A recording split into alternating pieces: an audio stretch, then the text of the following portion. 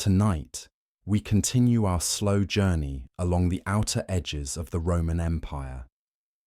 In this episode, we leave behind the stone frontier of Britannia and turn instead to a very different kind of boundary, the Rhine.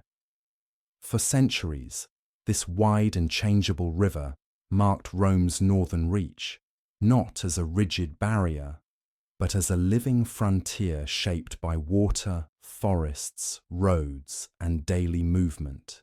This narration unfolds in several quiet sections. We begin with the geography of the Rhine itself, observing the course of the river, the surrounding landscapes, and the climate that influence travel, settlement, and supply.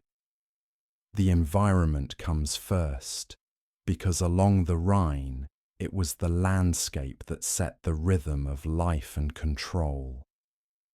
From there, we turn to Roman logistics. Rather than functioning only as a defensive line, the Rhine served as a route of transport and communication. Boats, roads, and river crossings connected forts and communities, allowing the frontier to operate through movement rather than isolation. In the central part of the episode, we consider the Roman military presence along the river. The focus is on forts and camps, on long-term stationing, and on the practical organization of frontier life. There is little emphasis on battles. Instead, attention rests on continuity, routine, and the quiet work that sustained stability over decades. The narration then widens to daily life in the borderlands. Soldiers, civilians, traders, and families appear not as characters in a story, but as participants in a shared environment. Their days followed seasonal rhythms, shaped by work, waiting, and familiarity with place. In the final section, the episode gradually returns to stillness. The Rhine frontier is approached not as a line of conflict, but as a long-inhabited space, where Roman presence became embedded in the landscape through repetition and habit. Throughout the episode, the descriptions are grounded in ancient accounts and archaeological evidence. These sources are introduced gently, without interrupting the calm flow of the narration. You may listen closely, or you may allow the voice to remain in the background as you rest. There is no need to stay alert. The pace is slow, even, and unhurried, designed to accompany sleep rather than demand attention. The Rhine frontier begins with the river itself and with the land that surrounds it.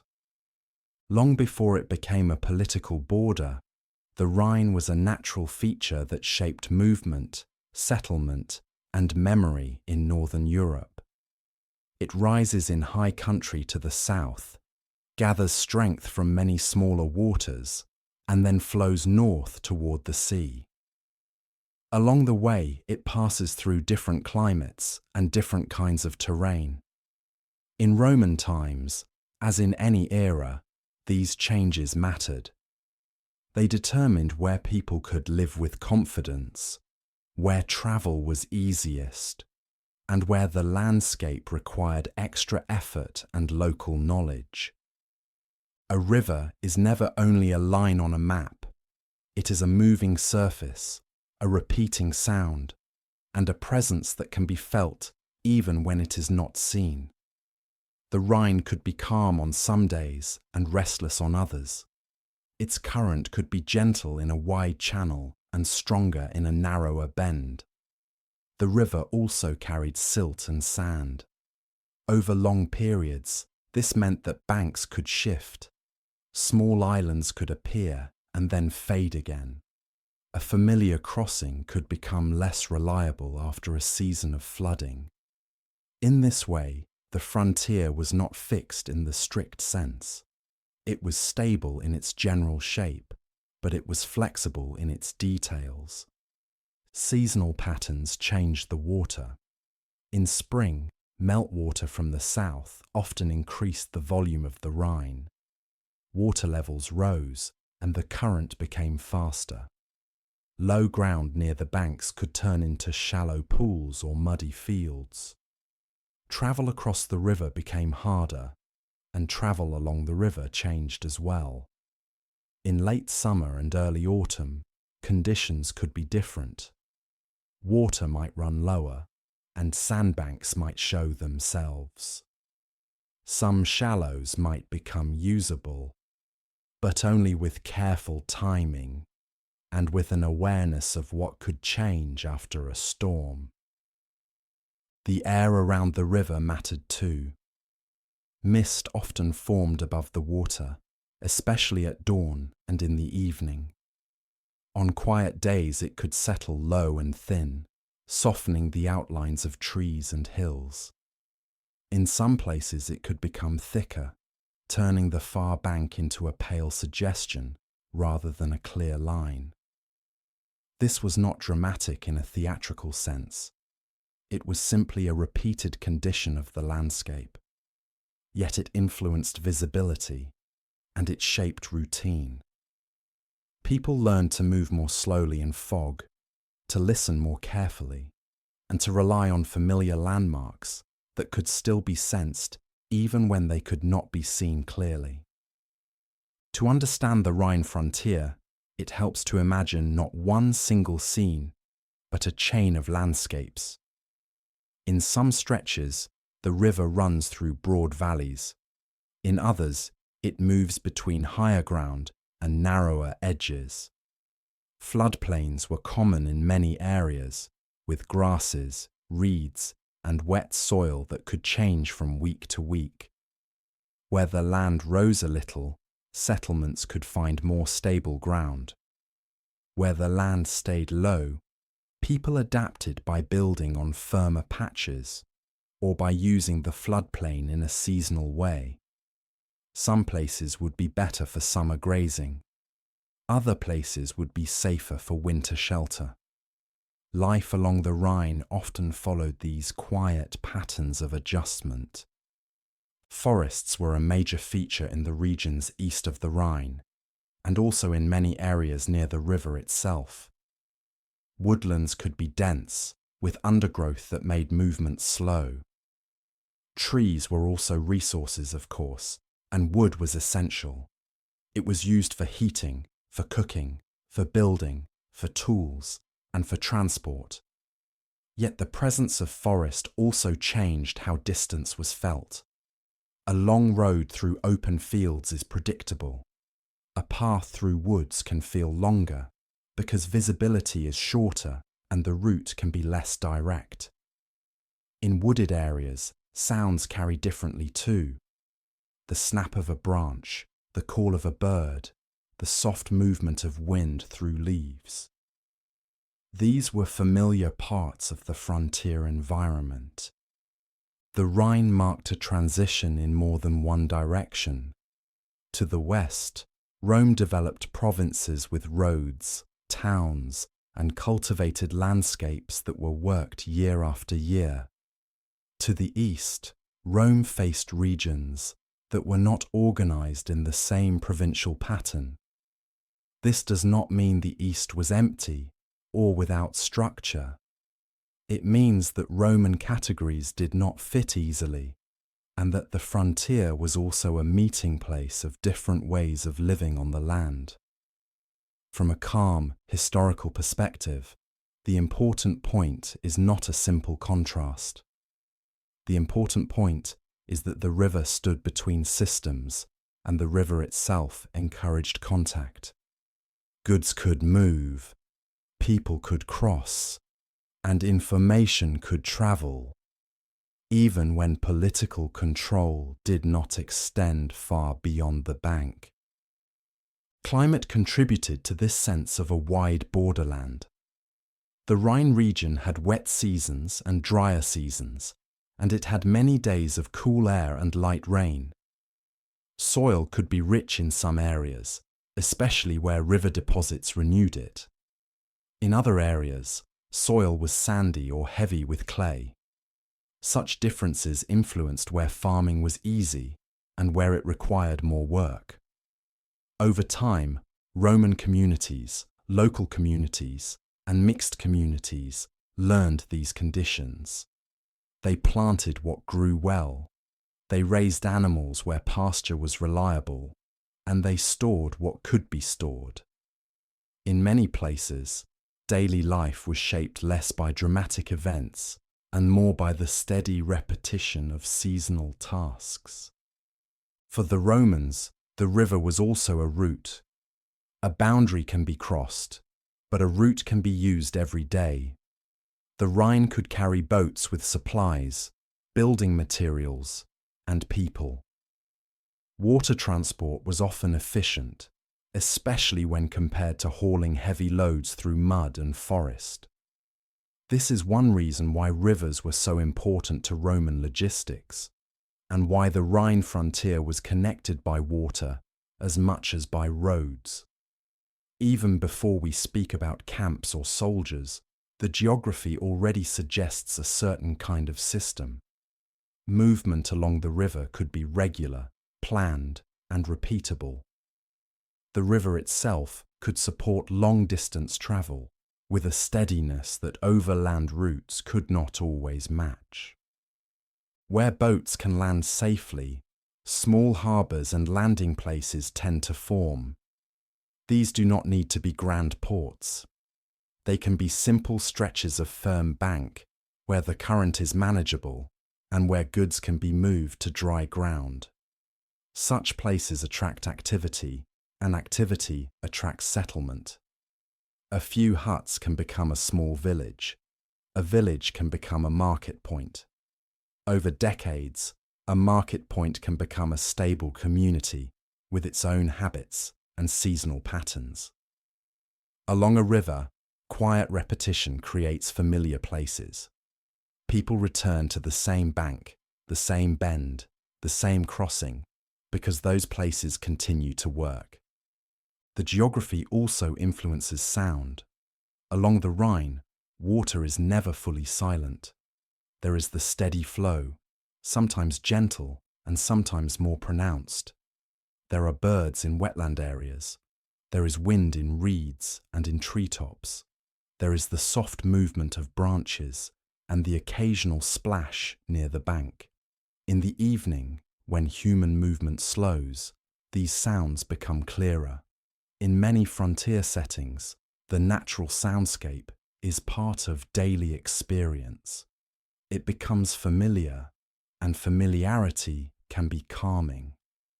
A river can feel like a clock that measures time through repetition rather than through announcements. Distance along the Rhine could be experienced in two ways. By boat, movement could feel smooth and continuous, with familiar bends and steady landmarks. By land, movement could be interrupted by marshy ground, by forest, and by weather. Roads existed, but their quality varied. Some routes were firm and well used, while others became difficult after rain. This unevenness made the frontier a patchwork. Some places felt connected and predictable. Other places felt more isolated, especially in bad weather or during the darker months of the year. Over time, Roman organization tried to reduce this isolation with infrastructure, but geography always remained part of the story. It is also important to remember that the Rhine is not one identical river everywhere. Its character changes. In some sections, tributaries join it and increase its breadth. In other sections, bends create slower water and calmer edges. Sandbanks and small islands appear. Such features can be useful. They can provide intermediate steps for crossing or sheltered areas for small boats. They can also be risky because they change over time. What is safe one year may not be safe the next. The frontier, in other words, required attention. It rewarded those who learned its details and it punished those who assumed it was the same everywhere. Geography therefore encouraged a certain kind of Roman approach. A rigid uniform line would not match the river. Instead, control and presence tended to form around key points. A good crossing, a stable landing place, a stretch of higher ground that stays dry, a bend where boats can be watched, a road junction where movement can be measured. In later sections we will speak of camps and forts, but the geographical logic comes first. The Rhine frontier was shaped by water, land, and weather. Human structures followed these constraints, and they worked best when they respected them. When we imagine the Rhine frontier at night, we can picture a gentle continuity. Lamps in a few scattered dwellings, a quiet bank, a boat tied to a post, the river moving steadily past. On such nights, the frontier is not a stage for loud action. It is a landscape of routine. People sleep, guards keep watch, animals settle. The river continues its slow work of flowing north, as it did before Rome, and as it will do after Rome. So, in beginning our exploration of the Rhine frontier, we begin with the physical world. The river is not only a boundary, it is a corridor, a resource, a source of sound, and a pattern of change. It creates a space where life can be stable, but never fully fixed. This slow balance between stability and change is one of the quiet truths of the Rhine, and it is the foundation for everything that follows. The landscape of the Rhine frontier, rivers, forests, and distance. Along the course of the Rhine, the Roman frontier was shaped first by geography and only later by military construction. Before walls, towers, or marked boundaries, there was the river itself. Wide, slow in many stretches, and difficult to cross without preparation, the Rhine structured Roman movement, planning, and perception of space. It was not experienced as a symbolic border, but as a physical environment that demanded constant attention. For Roman administrators and soldiers, the Rhine was encountered daily. It was seen from watchtowers at dawn. It was crossed by boats carrying supplies. It was followed by patrols moving along its banks. Its presence was continuous and unavoidable. The frontier existed because the river existed, and Roman control adapted to its form rather than attempting to reshape it entirely. The character of the Rhine changes along its length. In its upper sections, the river runs faster and is more constrained by surrounding terrain. Further north, where Roman military occupation became denser, the river widens. Its flow becomes slower. Its banks spread outward, creating floodplains that change with the seasons.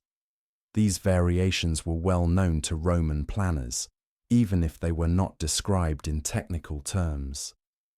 Navigation was central to the Roman use of the Rhine. River transport required fewer animals, less time, and less physical effort than movement by land. A boat could carry the equivalent of many wagons, and it could do so with greater regularity. For this reason, the Rhine functioned as a logistical backbone rather than as a static obstacle. Supplies moved along it. Messages travelled with it. Troops were redeployed using its currents. Forts along the Rhine were therefore positioned with access to the river as a priority. A fort without reliable river access was at a disadvantage. Even when roads existed, river transport remained preferred, whenever conditions allowed. Landing places, simple docks, and sheltered banks were essential elements of frontier infrastructure. even when they left little trace in the archaeological record. The spacing of forts followed practical considerations. Distances were measured in terms of time rather than abstract units. A day's march, a half-day by boat, a night's travel under favourable conditions. These rhythms defined how far one installation stood from the next. The frontier thus formed a chain of points connected by movement rather than a continuous defensive line. Beyond the immediate riverbanks, the landscape changed rapidly. Forests dominated much of the surrounding territory, especially to the east of the Rhine. These forests were dense, uneven, and difficult to traverse in large formations. Visibility was limited. Sound travelled unpredictably.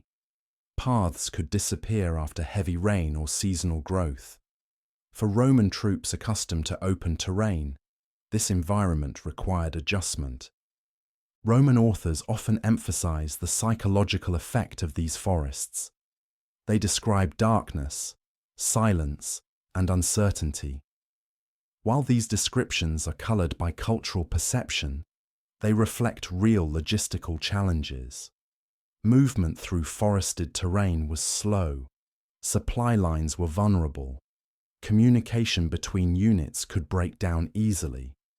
These factors influenced Roman decisions as much as enemy presence did. On the western side of the Rhine, land use increasingly reflected Roman patterns. Fields were cleared. Roads were laid out with attention to drainage and durability. Settlements developed near forts, serving military needs and providing goods and services. Over time, this created a visible contrast between regions under sustained Roman administration and those beyond regular control. This contrast was not absolute. It was gradual and uneven. Some areas east of the Rhine experienced temporary Roman presence. Some zones west of the river remained only lightly developed. The frontier should therefore be understood as a zone of transition rather than a sharp dividing line. Control faded with distance. Influence weakened gradually rather than stopping abruptly. Climate played a constant role in shaping frontier life. Winters along the Rhine could be long and severe. Cold temperatures affected river navigation, sometimes slowing or stopping transport altogether. Ice could damage boats and landing places. Wet seasons brought flooding, turning low ground into mud and making land routes unreliable. Roman planners had to account for these patterns every year. Forts were often built on slightly elevated ground to reduce flood risk. This elevation was modest, but deliberate. It reflected accumulated experience rather than theoretical design. Engineers learned where water reached during seasonal floods. They learned which banks eroded and which remained stable. Construction adapted to observation rather than imposing rigid forms. Distance in this environment was experienced unevenly. A short stretch of road could become exhausting during winter rains. A longer river journey could feel easier and more predictable. Roman military schedules reflected this reality. Certain movements were planned for specific seasons. Others were delayed until conditions improved. Time, effort, and risk mattered more than linear measurement. Forests also served as a source of essential materials. Timber was needed in large quantities. Forts required wood for buildings, fences, palisades, roofs, and repairs. Boats consumed timber regularly. Fuel for heating and cooking was a daily necessity. As a result, controlled logging became part of frontier routine. These activities gradually transformed the landscape near Roman installations. Clearings expanded outward from forts. Paths became established. Repeated movement compacted soil and altered drainage. Over years and decades, the immediate surroundings of military sites became more open, even when deeper forests remained intact beyond. At the same time, forests offered concealment to those moving through frontier zones. Visibility was limited. Detection depended on patrols, scouts, and local knowledge rather than static barriers. This reinforced a Roman preference for active monitoring. Observation mattered more than fortification. Presence mattered more than closure. The Rhine frontier thus functioned through constant movement. Patrols followed riverbanks. Boats travelled between installations. Messengers carried reports upstream and downstream. Each of these actions reinforced control without requiring continuous walls or barriers. The frontier existed because it was maintained daily, not because it was fixed permanently. As daylight faded, activity slowed. Boats were drawn closer to shore. Equipment was secured. Fires were lit within the forts. Sounds from the river diminished. The landscape settled into a quieter rhythm. The Rhine continued its steady flow, unchanged by political structures, while Roman routines adjusted once again to its presence. In this balance between geography and organization, the Rhine frontier took shape. It was neither purely natural nor entirely artificial. It was the result of continuous adaptation, repeated observation, and sustained effort within a demanding environment. This quiet interaction between land, water, and human routine defined the frontier more reliably than any single structure ever could. Over long periods, this relationship produced familiarity rather than mastery. Soldiers learned the river's moods. Administrators learned its limits. No attempt was made to dominate the Rhine completely, because such an effort would have required constant reconstruction and excessive resources. Instead, stability was achieved through repetition. The same routes were used, the same landing places were maintained, the same observations were passed from one rotation of troops to the next. In this way, the landscape itself became part of Roman institutional memory. Knowledge of currents, banks, seasonal changes, and distances accumulated quietly. It was not written into formal manuals, but embedded in routine.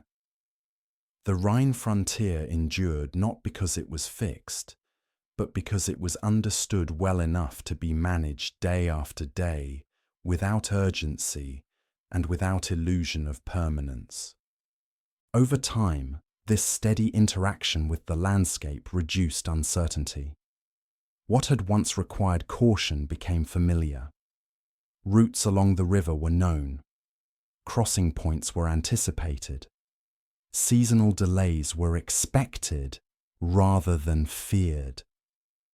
The frontier did not become easier, but it became predictable, and predictability was a form of control. Daily routines reinforced this stability. Patrols moved at regular intervals. Boats departed according to established schedules. Supplies arrived not quickly, but reliably. Nothing about this process was dramatic. Its effectiveness lay in repetition rather than intensity. The same movements, carried out again and again, allowed Roman presence to persist without constant reinforcement. Even communication adapted to this rhythm. Messages followed the river. Reports travelled upstream and downstream with predictable timing. Delays were accounted for in advance. Decisions were shaped by distance and season rather than urgency. In this environment, patience mattered more than speed. The landscape continued to impose limits. Floods still disrupted movement. Ice still slowed navigation. Forests remained difficult beyond cleared zones. Yet these constraints were no longer surprises. They were part of an accepted framework within which planning occurred. Roman control along the Rhine relied on understanding when movement was possible, when it was inefficient, and when it was best postponed. In this way, the frontier sustained itself through adjustment rather than force. Geography set the conditions. Roman organization responded with routines refined over time. The result was a stable but flexible system, capable of enduring precisely because it respected the limits imposed by the land and the river, forts, castra, and the daily rhythm of the Rhine garrison. Along the Rhine frontier, Roman power did not depend on a single wall. It depended on a pattern. It was a pattern of forts, roads, river landings, and repeated routines. The fort was the visible anchor. The routine was the invisible mortar that held everything together. A fort could stand for decades, sometimes rebuilt more than once, but it could not function for a single week without order, schedules, and constant small work. When we imagine a Roman fort on the Rhine, it helps to picture it as both a defensive site and a working settlement. It was a place of storage. It was a place of paperwork.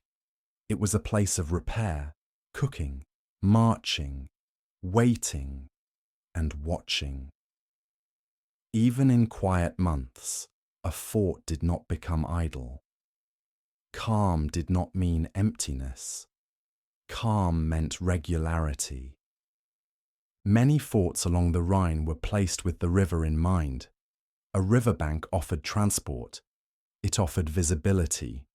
It offered a direct line of movement north and south. In practice, the Rhine was a corridor. Forts formed a chain along it, with gaps that were bridged by patrols, boats, and messenger traffic. A fort was not expected to seal the border. It was expected to observe, report, and respond. Inside a typical fort, the layout was practical. Space was assigned by function. Barracks occupied large areas. Soldiers lived in small shared rooms, with simple arrangements for sleeping and storing gear. Officers had separate quarters, but even those were not built for luxury. There were storehouses for grain and equipment. There were workshops for leather, wood, and metal repairs. There was an administrative centre where orders and lists were kept and where the routine life of the unit was recorded. The fort also had open space. There had to be room to assemble. There had to be room to drill. A unit that did not drill would lose its shape. Discipline depended on repeated movement. It depended on familiar commands. It depended on the habit of forming up when called, even on days when nothing urgent seemed to happen. A day on the Rhine frontier began early. Before the sun was fully up, the night watch had to be relieved. Guards were exchanged, names were checked, equipment was checked, the gates were inspected. Then the day's duties were assigned. Some men would go out. Some would remain inside. Some would be put to work on repairs that seemed endless. Patrols were a central part of frontier life. These patrols were often small, and they were often quiet. They were not always looking for a fight.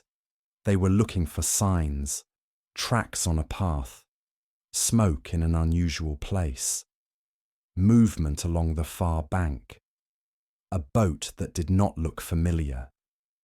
A patrol's value was not only in force, it was in presence and in information. River movement supported these routines. Boats carried supplies. Boats carried orders. Boats carried small detachments. River travel could be more reliable than land travel, especially when mud made roads slow. A fort that was well connected by water could be fed more efficiently. A fort with poor access could feel isolated, even if it was not far away in distance. Supply itself shaped daily life. Soldiers depended on grain as the base of their diet. They also depended on salt, preserved foods, and local produce when available. Animals were used for transport and for meat.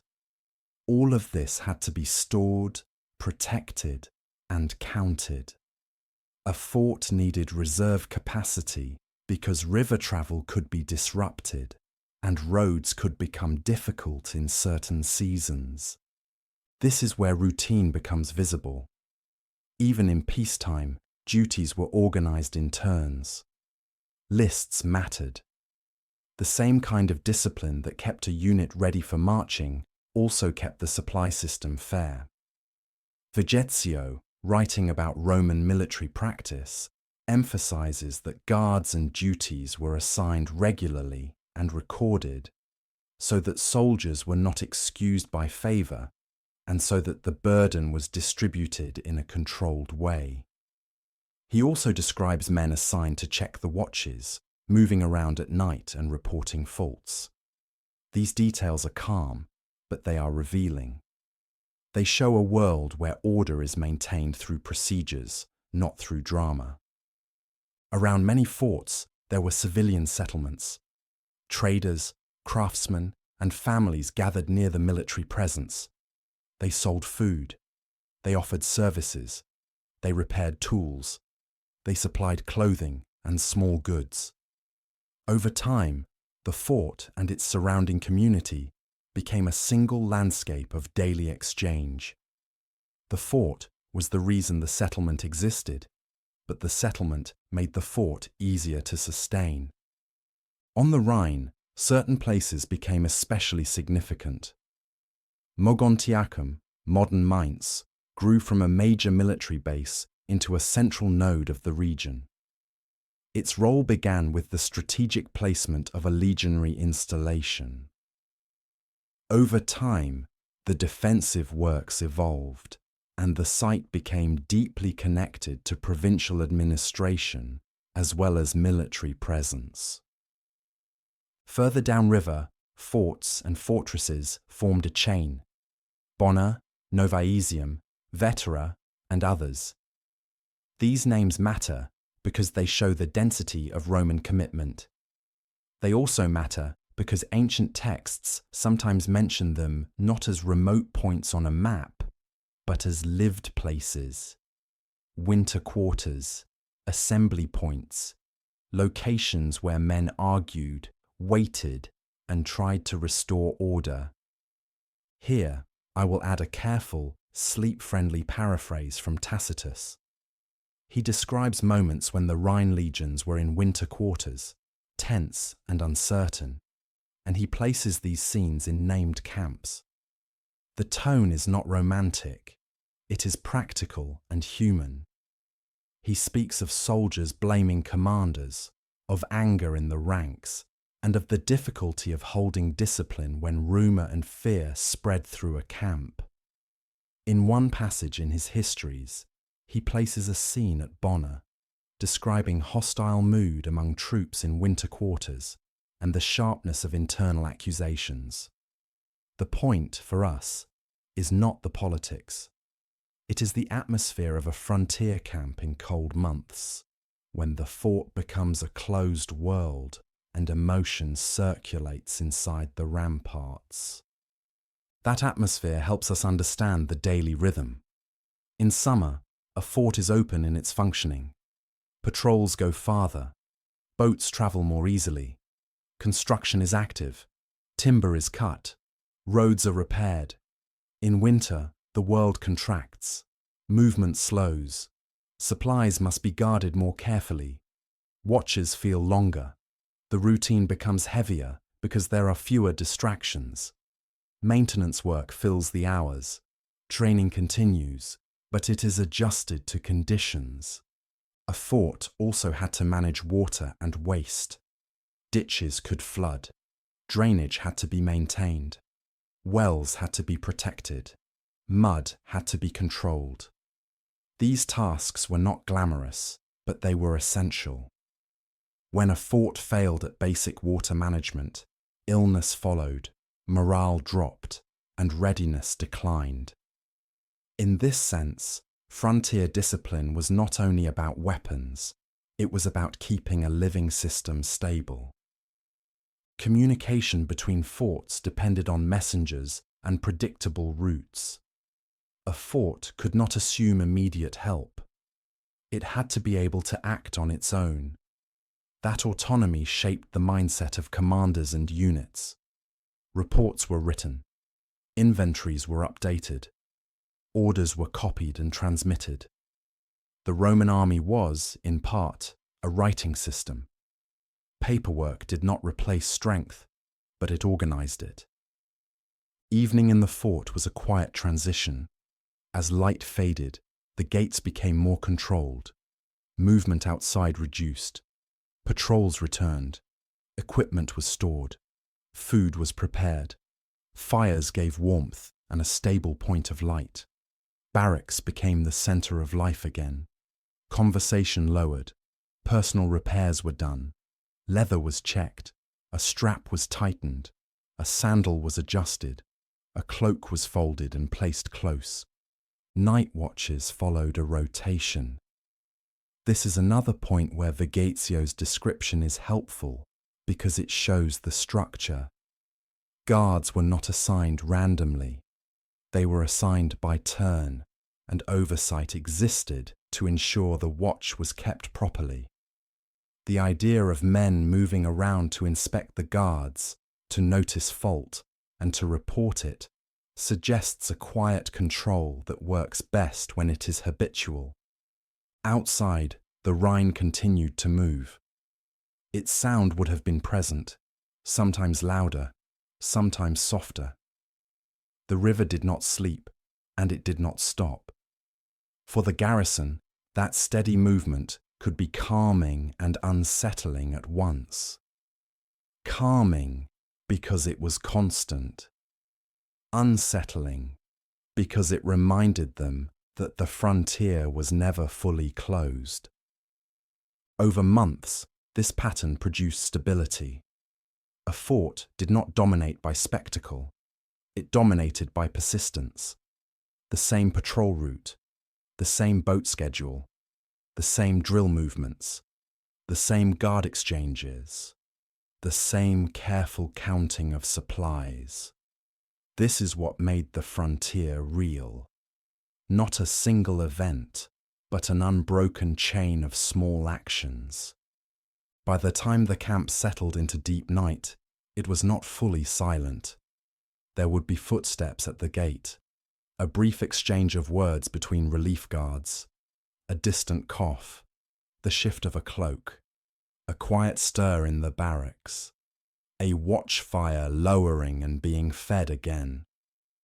The fort remained awake in fragments, held together by schedule and habit.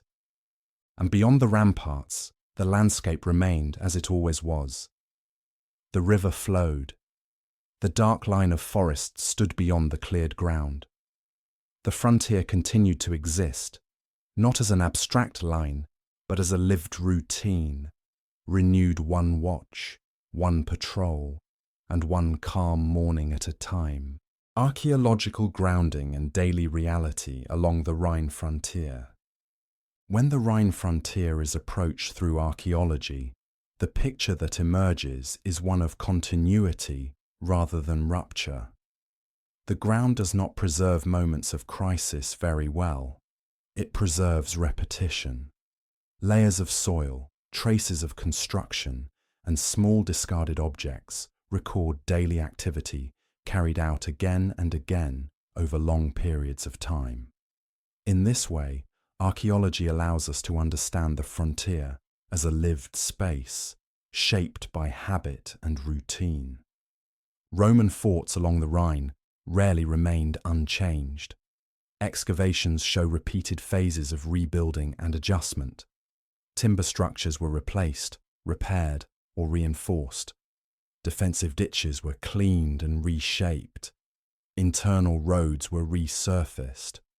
These changes were usually incremental.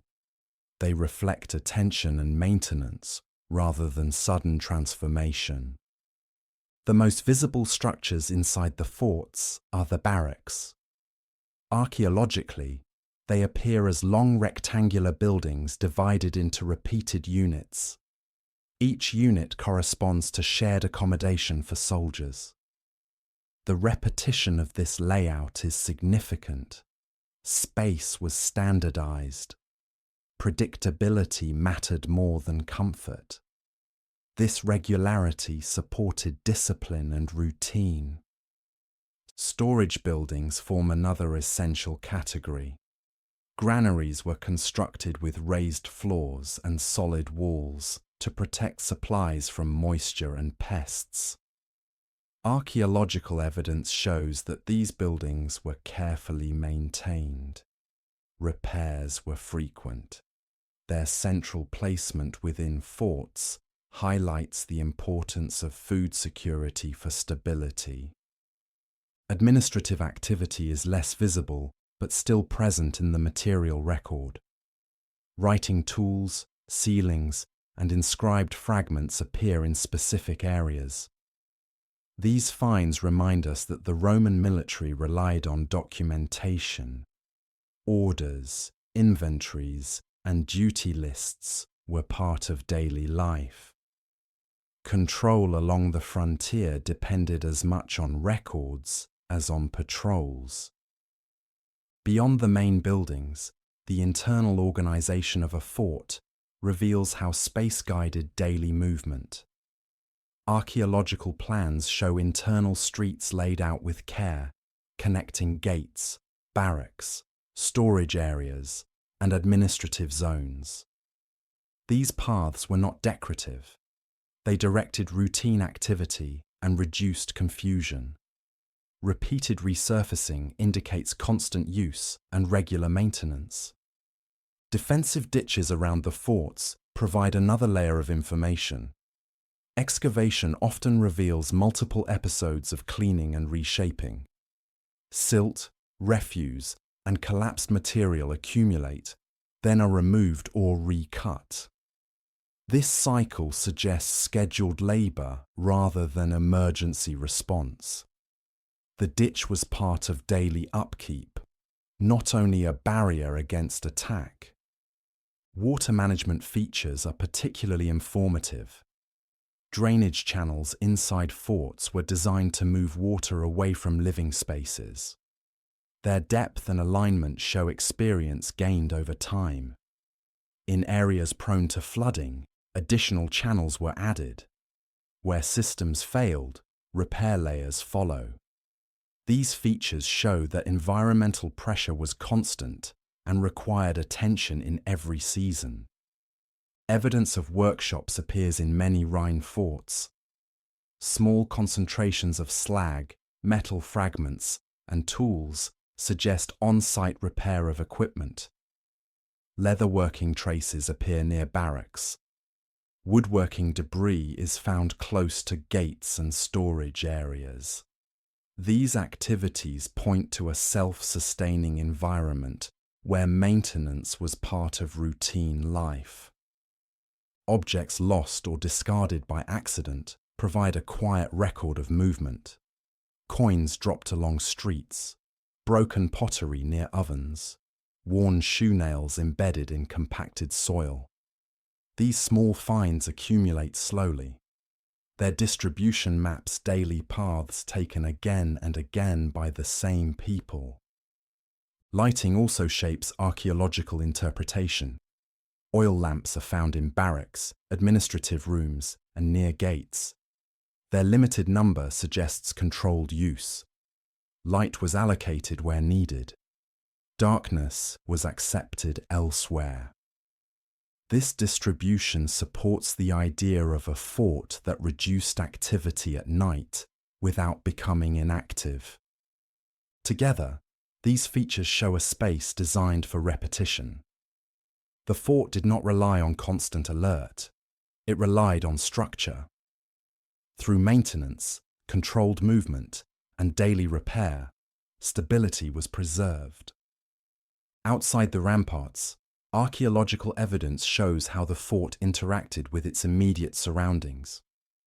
Cleared zones extend outward from many Rhine forts, creating open ground between walls and forest. These areas reduced concealment and allowed controlled visibility. Soil analysis and pollen data indicate repeated clearing rather than a single large intervention. Vegetation was managed continuously. Roads leading away from the gates reveal the same pattern. They were not built once and left untouched. Excavation shows multiple surfaces laid one over another. Gravel was added. Ruts were filled. Drainage was improved. This work reflects steady traffic rather than exceptional movement. Supplies, patrols, and messengers passed along these routes daily. Civilian settlements near forts leave clear archaeological signatures. Workshops, wells, and refuse pits appear just beyond the walls. These areas contain a mixture of military and civilian material. Tools associated with craft production sit beside military fittings. This blend suggests regular interaction rather than separation. The fort and its surrounding settlement function together. River access points are also significant. Where preservation allows, archaeologists find strengthened banks and simple landing areas. These installations were practical. They supported routine loading and unloading. Their modest scale reflects everyday use rather than ceremony. The river was treated as infrastructure. Waste disposal provides another window into daily life. Refuse pits contain broken pottery, animal bones, and worn objects. The composition of these deposits changes over time. Shifts in diet, supply patterns, and activity are visible in these layers. Disposal was organized, not random, indicating oversight and routine control. Seasonal patterns appear clearly in exterior spaces. Summer layers show increased repair and construction. Winter layers show less modification and more accumulation. Activity moved inward during colder months. The landscape around the fort records this contraction and expansion year after year. These external traces show that control extended beyond the walls. The fort shaped its environment through repeated, modest actions. Visibility, access, and interaction were managed quietly. The frontier was maintained not by isolation, but by continuous adjustment to the surrounding space. Inside the fort, traces of repair and reuse appear everywhere. Archaeology shows that buildings were not abandoned when they aged. Walls were reinforced. Floors were re-leveled. Roofs were repaired. These actions are visible in overlapping construction layers. They indicate long-term occupation and a preference for maintenance over replacement. Heating and warmth were constant concerns. Evidence of hearths and small ovens appears in barracks and workspaces. Ash layers and burnt surfaces suggest repeated use rather than occasional firing. These installations were modest. They were designed to provide basic comfort, not luxury. Their placement reflects controlled use of fire within a crowded environment. Water supply inside forts is visible through wells and storage features. Wells were often lined and carefully maintained. Sediment layers show periods of cleaning. In some cases, wells were deepened as water tables changed. These adjustments demonstrate practical knowledge gained through experience with local conditions. Personal equipment adds another dimension to daily routine. Archaeologists recover fragments of belts, buckles, scabbard fittings, and helmet components. These items are often found in living areas rather than formal storage. This suggests ongoing handling, adjustment, and repair. Equipment was part of daily life, not reserved for moments of action. Textiles rarely survive, but textile tools do. Spindle whorls and needles appear in and around forts. Their presence suggests repair of clothing and gear on site. This work supported daily comfort and readiness. It also reduced dependence on external supply. Sound and movement can be inferred indirectly. Worn thresholds, compacted floors, and repeated repair of doorways suggest heavy traffic. Certain routes inside the fort were used constantly. Others remained quiet. These patterns reflect predictable daily movement shaped by duty schedules. Together, these interior traces show a space defined by use rather than display. The fort functioned as a working environment. Through constant repair, controlled fire use, and everyday handling of equipment, routine was preserved. Stability came from attention to small details repeated without interruption. At this point, material evidence aligns closely with what ancient observers imply about life on the Rhine frontier. Tacitus, when describing legions stationed along the river, often places them in winter quarters, enclosed within their camps, occupied more by waiting and routine than by open conflict. His focus is not on battle, but on mood, discipline, and the strain of prolonged enclosure. Archaeological layers showing sustained interior activity during colder months support this picture quietly and without emphasis. These winter phases are marked by reduced exterior construction and increased interior use. Barracks show heavier wear. Hearths are used more intensively. Refuse accumulates at a slower but steadier pace. The fort becomes inward-facing. This rhythm matches Tacitus's suggestion of camps functioning as closed worlds during long periods of inactivity. Vegetio, writing about military discipline, provides another useful point of comparison. He emphasizes the importance of regular guard rotations, inspections, and predictable schedules. Archaeological layouts, with clearly defined gate complexes and internal routes, reflect this concern for order. The fort was designed to support controlled movement and constant oversight, even at night. Lighting finds reinforce this pattern. Oil lamps appear near gates and administrative areas, indicating activity during dark hours. Their distribution is limited, suggesting that only essential spaces remained lit.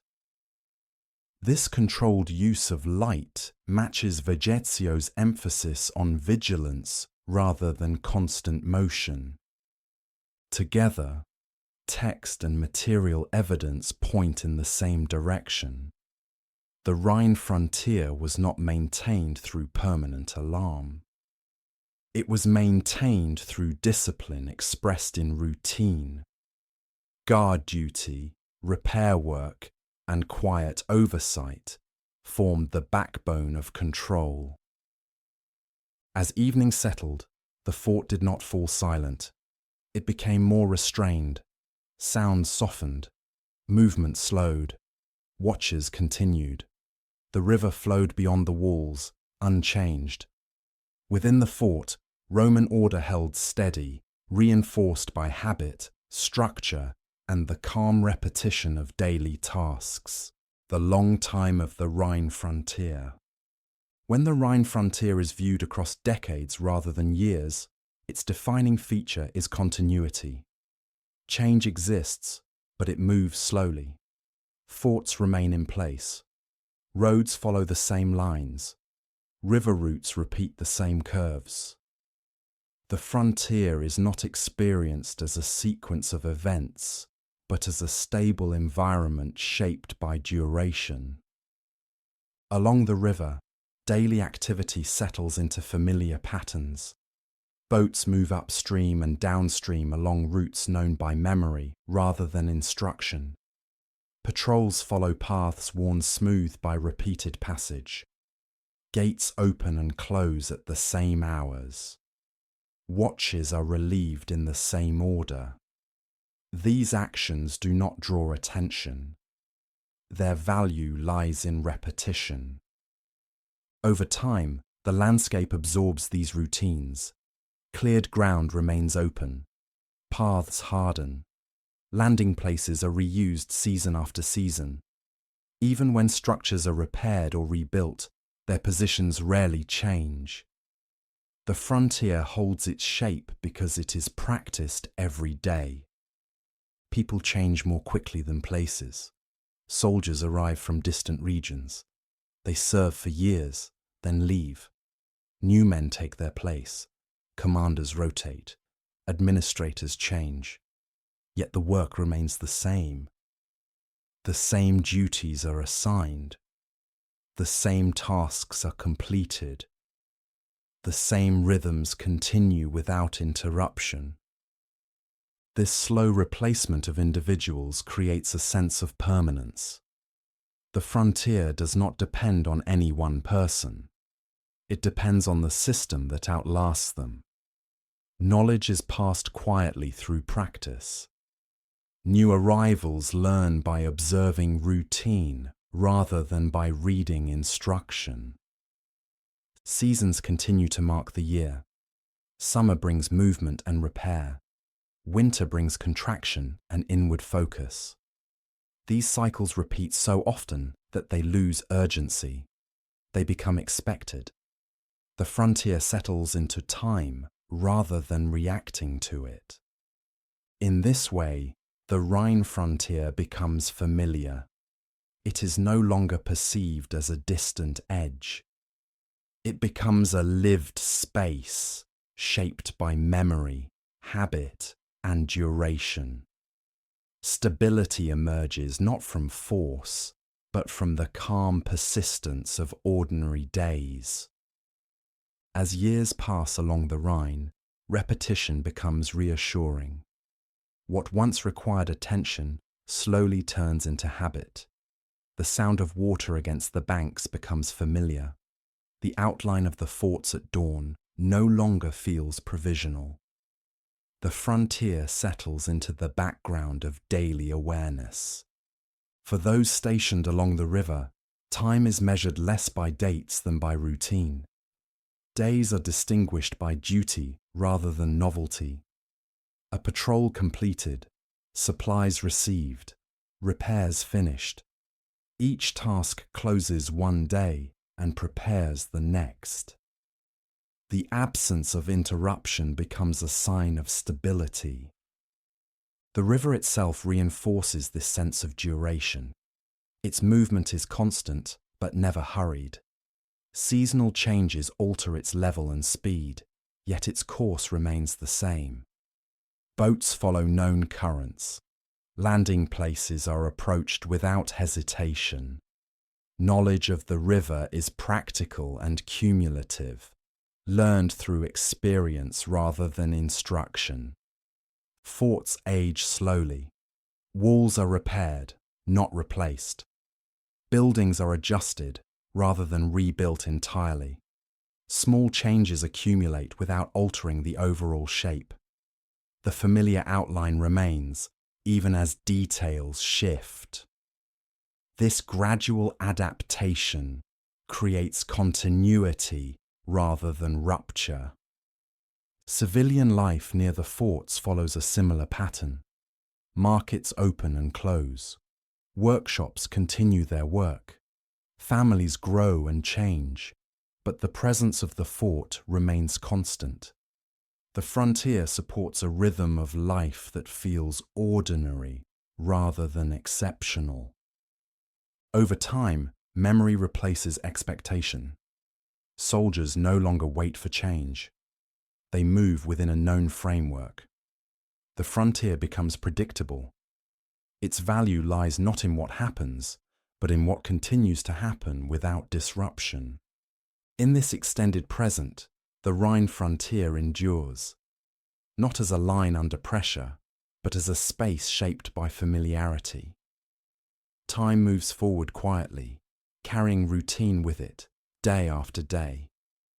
Ancient observers were aware of this slow continuity.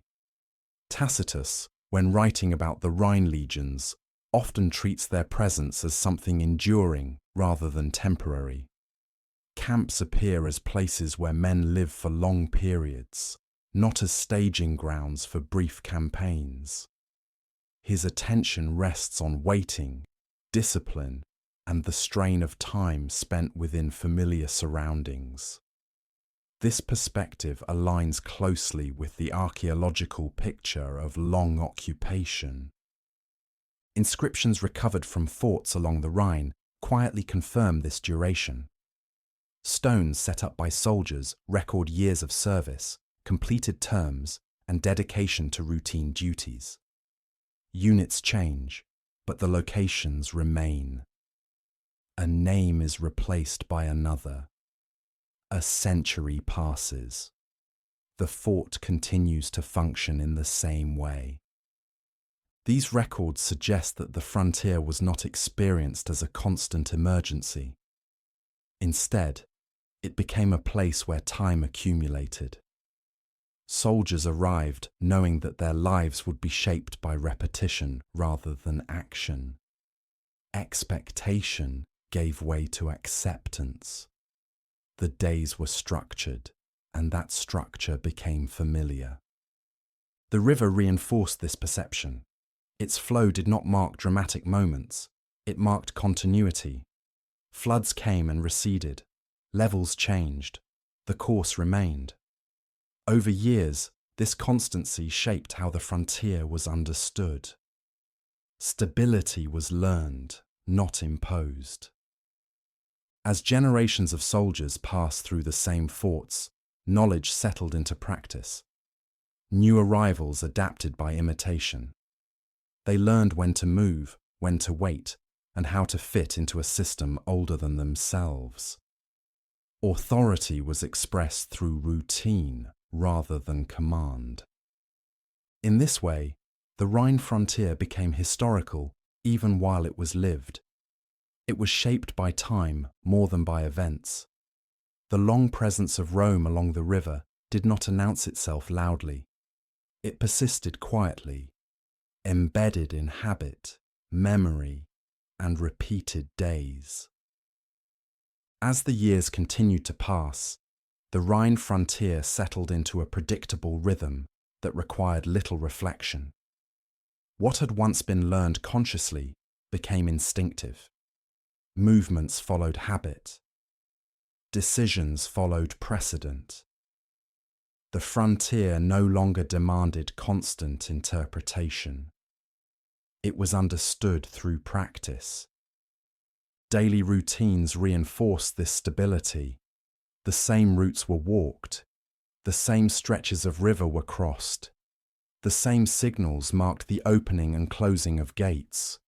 Over time, these actions no longer felt imposed. They became part of the background of life, as regular as the changing light or the movement of water. Silence gained importance. Long periods passed without incident. These intervals were not empty. They were filled with maintenance, observation, and waiting. The absence of disruption became meaningful. It confirmed that the system was functioning as intended. The built environment reflected this calm. Repairs were made carefully, not urgently. Materials were reused. Structures aged without losing their purpose. Even decay followed an expected pattern. Nothing needed to be rushed because nothing was breaking suddenly. The surrounding landscape adjusted as well. Cleared ground remained open. Paths hardened further. Familiar landmarks guided movement without thought. The frontier became legible through memory rather than instruction. For those living near the river, the boundary faded into familiarity. It was present, but no longer sharp. The distinction between inside and outside softened. What remained was a sense of place, shaped by repetition rather than tension. In this steady passage of time, the Rhine frontier revealed its true character. It was not defined by moments of crisis, but by endurance. Its strength lay in the quiet continuation of ordinary days, repeated without interruption. Ancient writers were aware of this slow endurance. Tacitus, when referring to the Rhine frontier, often treats it not as a temporary edge, but as a settled zone, inhabited year after year by the same structures and routines. His descriptions suggest a world in which the presence of Rome becomes familiar, almost expected, shaped less by action than by continued occupation. This perspective mirrors the archaeological record of forts maintained across generations. In such a setting, time does not advance through events. It advances through repetition. The same gates open each morning. The same stretches of river reflect the light at dusk. The same paths guide movement without thought. What endures is not memory of conflict, but familiarity with place. Over long periods, this familiarity alters perception. The frontier is no longer felt as distant or unstable. It becomes part of daily orientation. The river marks direction rather than danger. The fort marks shelter rather than alert. Stability is sensed, not announced. For those who lived and served along the Rhine, the boundary gradually disappeared into routine. It was present in practice, but absent from thought. Attention shifted to maintenance, to order, to the careful repetition of known tasks. This quiet focus sustained Roman presence more effectively than force alone. As years passed into decades and decades into generations, the Rhine frontier continued without interruption. Structures aged, people changed, the system remained. What endured was not a line on a map, but a rhythm lived daily. In this final stillness, the frontier rests. The river flows as it always has. The forts stand quietly in the landscape. Routine replaces urgency. Time moves forward without disturbance. The Roman presence along the Rhine becomes part of the land itself, settled, familiar, and calm.